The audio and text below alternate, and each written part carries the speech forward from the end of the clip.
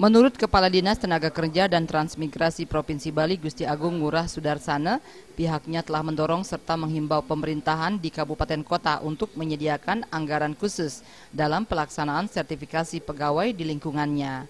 Meski dilakukan secara bertahap, pihaknya berharap nantinya semua pegawai akan tersertifikasi sesuai dengan profesi yang digeluti.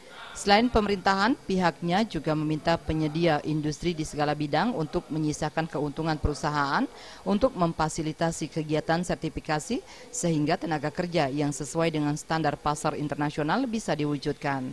Apabila dilakukan sinergi yang berkelanjutan, dipastikan semua bisa diwujudkan, apalagi pemerintah tidak mungkin bisa menyiapkan semua anggaran tanpa adanya kerjasama yang baik. Saya juga mendorong kabupaten kota untuk menyiapkan anggaran untuk itu. Kita sama-sama melaksanakan itu, baik kabupaten kota maupun provinsi. Di provinsi juga ya, di kabupaten kota juga ya. Dan yang keempat, perusahaan juga kita sudah himbau agar menyisihkan anggaran untuk itu. Toh juga nanti tenaga kerja dipergunakan oleh dia bersangkutan. Nah, itu antara lain langkah-langkah yang sudah kami lakukan. Mudah-mudahan di tahun 2015 ini kita sudah bisa memenuhi target-target kurang lebih antara 35 sampai 40 lah. Kurang lebih loh ya.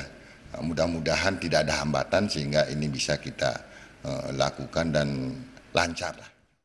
Tahun ini pihak Pemprov sendiri merencanakan 90 pegawai bisa tersertifikasi. Hal yang sama juga telah dilakukan kabupaten dan kota di Bali. Pradnya Paramita dan Indrawan, Bali TV.